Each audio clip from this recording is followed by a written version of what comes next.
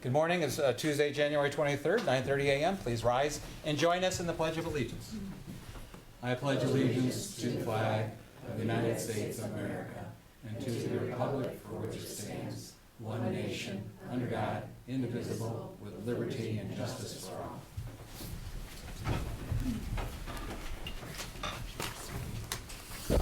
We'll start with a prayer, please. Heavenly Father, we beseech your divine guidance in this meeting. Keep us ever mindful of our obligation. Grant us, dear Lord, wisdom, tolerance, and courage, that we may well serve our county and fulfill our trust. Amen. All right, and we have minutes from January 16th. Move to approve the minutes from January 16th. Second. Moved and second. Any discussion or changes? Roll call, please. Harrison? Yes. Sweattick? Yes. Hambley? Yes. Next, public comment. Anyone here want to talk about any of our resolutions? Seeing none, we'll go ahead and go forward with the County Engineer's Office. Good morning. Morning. Fun riding today, huh? Yeah. Nice. Really wasn't as bad. I've got 5 resolutions for your consideration today. The first resolution is accepting and awarding the bids for the 2024 Medina County Highway Hot Mix Bituminous Plant Mix. The second is accepting and awarding the 2024 Friendsville Road Improvement Project. The third is accepting and awarding the 2024 Medina County aggregate bid. The fourth is approving annual assessments and improvements on the Cobblestone Park Subdivision Phase 3B as in boy. And the fifth is approving final plat for that same subdivision, Cobblestone Park.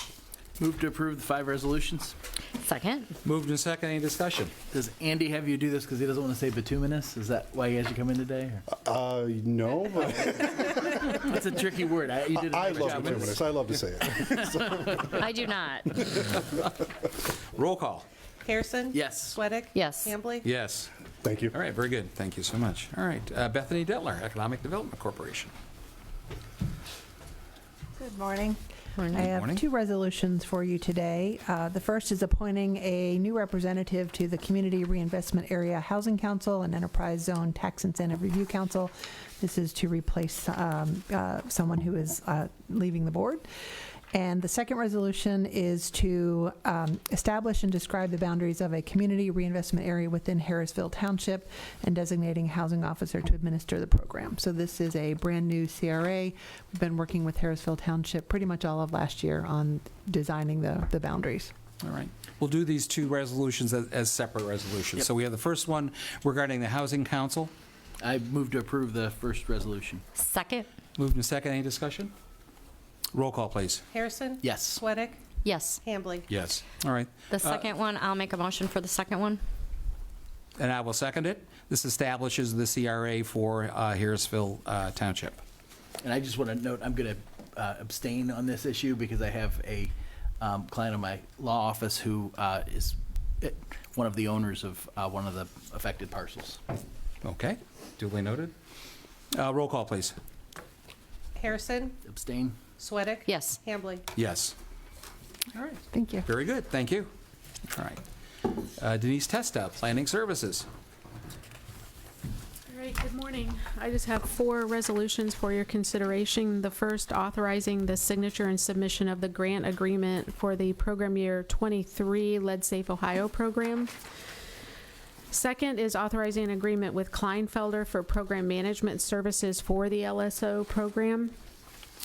Third is authorizing the signature and submission of the grant agreements for the program year 23 Community Housing Impact and Preservation Program, also known as CHIP. And then finally, authorizing a professional service agreement with Kleinfelder for program year 23 for the CHIP program. It all came in last week at once. All right. Move to approve the 4 resolutions. Second. Moved and second. Any discussion? Roll call, please. Harrison? Yes. Sweattick? Yes. Hambley? Yes. All right, thank you. There. Very good. Thank you, Denise. Holly Murin, our Human Resources Director. Good morning. Good morning. On our personal changes resolution today, we have 1 new hire in sanitary, 2 rate increase. This is 1 at office for older adults, 1 in sanitary, 1 return from leave in county home, 1 probationary removal at dog shelter, and 2 resignations, 1 in maintenance and 1 in transit. Move to approve. Second. Moved and second. Any discussion? Roll call, please. Excuse me, Harrison? Yes. Sweattick? Yes. Hambley? Yes. Thank you. Thank you. Brett Thomas, our Finance Director. Good morning, Commissioners. I have 4 resolutions for you today. We're still keeping it short right now. The first one is approving the auditor to do transfers for the print shop revenue line. Our second resolution is approving the auditor to do transfers for the gasoline rotary fund.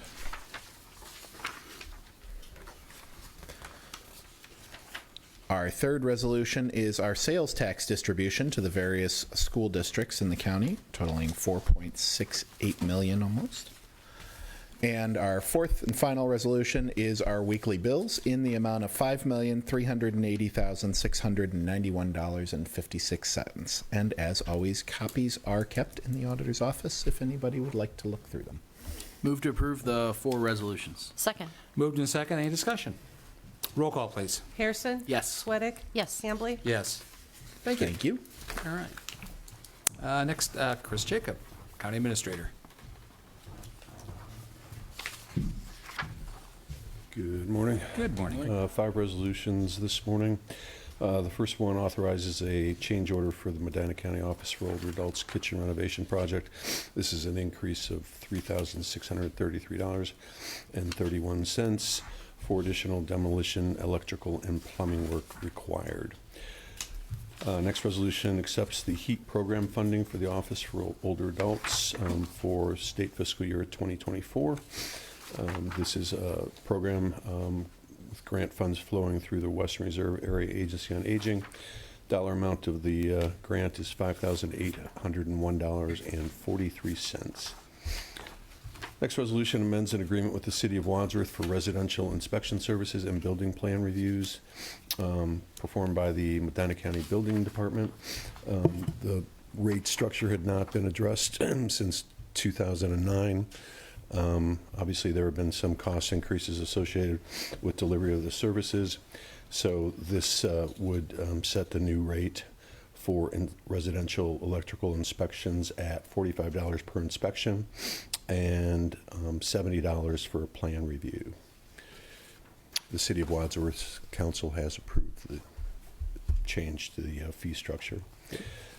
Next resolution approves a subgrant to the Medina Metropolitan Housing Authority using ARPA funds. This is to assist with the renovation, construction of the emergency housing shelter located on Walter Road in the city of Medina. The dollar amount associated with this subgrant agreement is $1.3 million and has previously been allocated internally for this specific purpose. And the fifth and final resolution authorizes the bid process, excuse me, for the purchase of new vehicles for use by the Medina County Sheriff's Office. The sheriff is asking for a purchase of 6 new police interceptor vehicles. Estimated cost $255,000. These would be replacement vehicles for the sheriff's fleet. Move to approve the 5 resolutions. Second. Moved and second. Any discussion? Just exciting, obviously, continue our support for the emergency housing shelter as part of the overall plan for the housing network. The commissioners, as well as the collaboration between the various entities, Metropolitan Housing, commissioners, State of Ohio, and of course, all the members of the housing network. And I know once it's constructed, obviously, it's the operations that's really the most important portion of that. Getting people in and then moving up to the next step as on their path to stability and good housing. So I think just glad we're able to move this thing forward. So Yes. super. Roll call, please. Harrison? Yes. Sweattick? Yes. Hambley? Yes. Thank you very good. much. Thanks, Chris. Department updates. Debbie Kiley.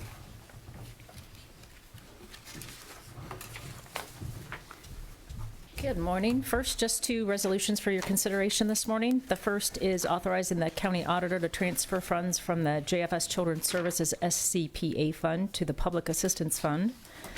And the next is authorizing the auditor to transfer funds from the JFS Children's Services 4E fund to the Public Assistance Fund.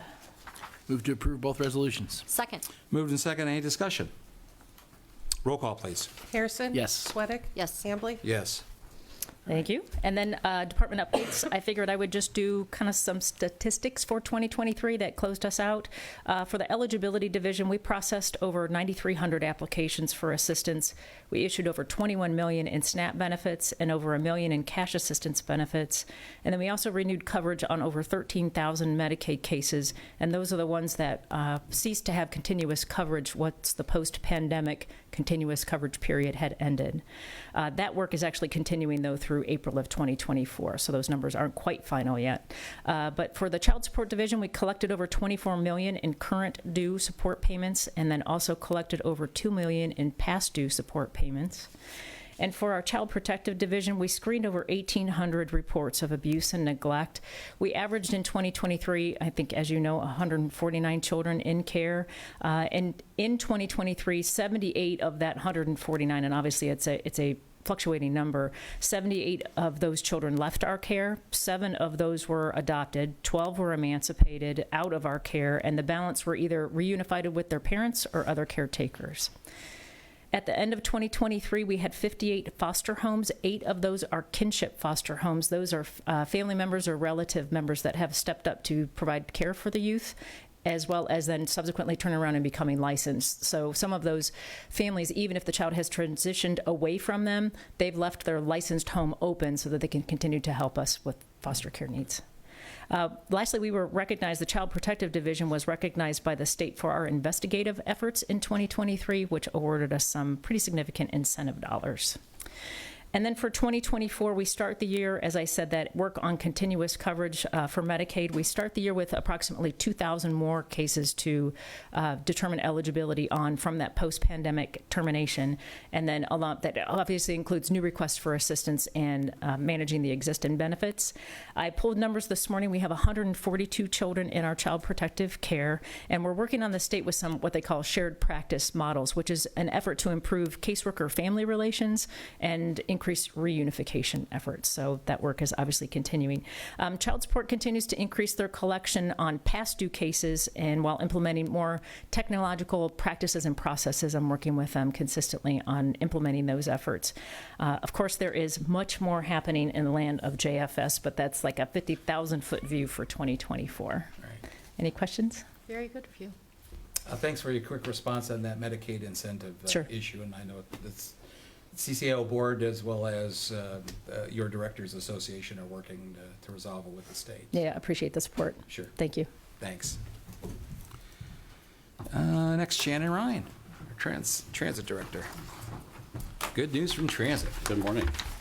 Thank you, Steve. Yeah, our December numbers obviously continue to be promising in several ways. Our ridership on average in 22, for instance, in Medina was 531 trips, and we reached 1,081 in Medina in December 2023. So we're really doing well there.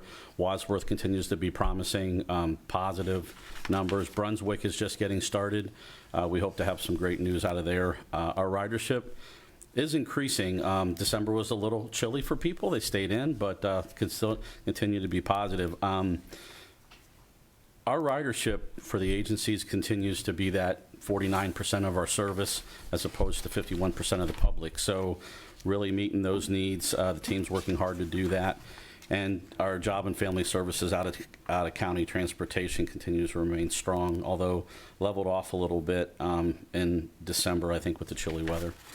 I want to share some performance measurements, numbers, and differences, and I'll talk about the pluses and minuses. Obviously, the pluses are we provided 7,735 more trips in 23 as opposed to 22. Increases all the way across the board. Revenue miles were down.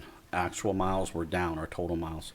Our fuel, we saved 6,200 gallons of fuel from the previous year and provided 7,070 more trips, happy to say, and that equated to about $4,000 in fuel cost savings. So just really liking what we're doing. The public, we provided a lot of feedback, or we received a lot of feedback, provided a lot of communication. We're continuing to do that.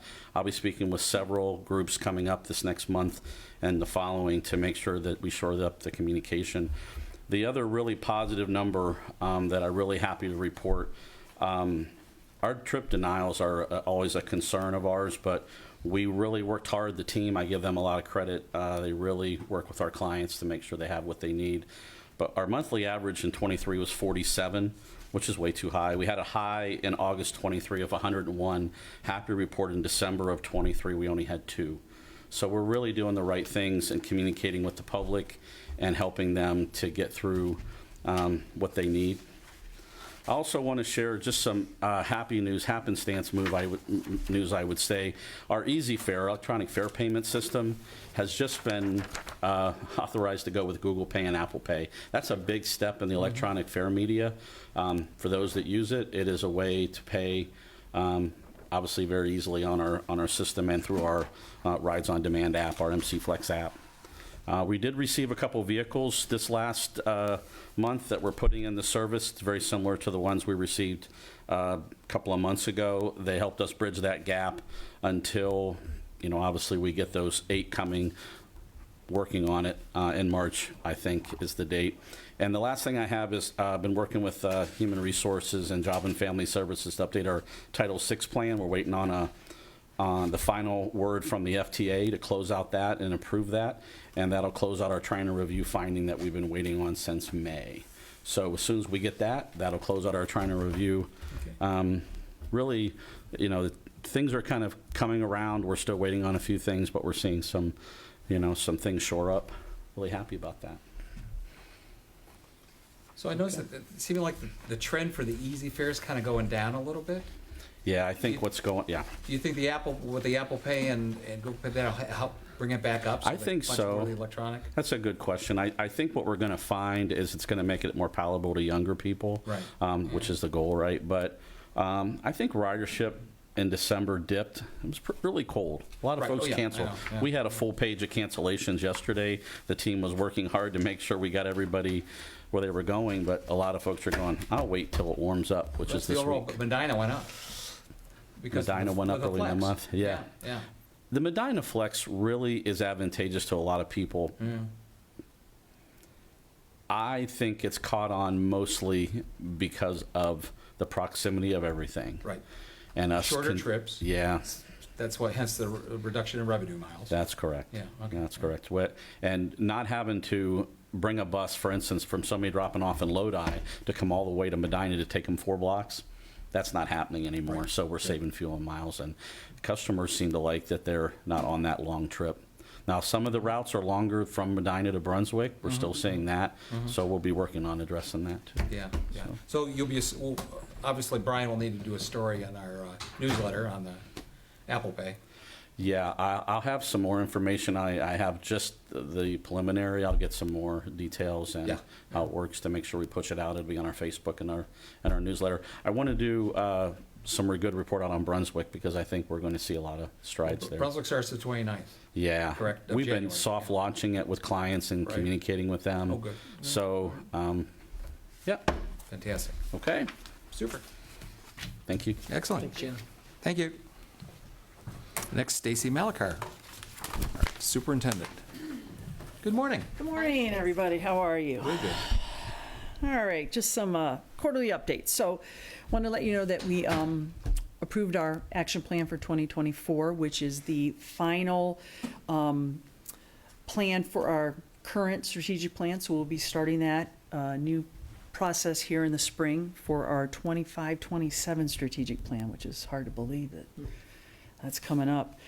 I wanted to share with you that we applied for and received some additional ARPA funds for accessibility. The Department of Developmental Disability made those available throughout the state. And what we're focusing on is those accessible issues, adult universal changing tables.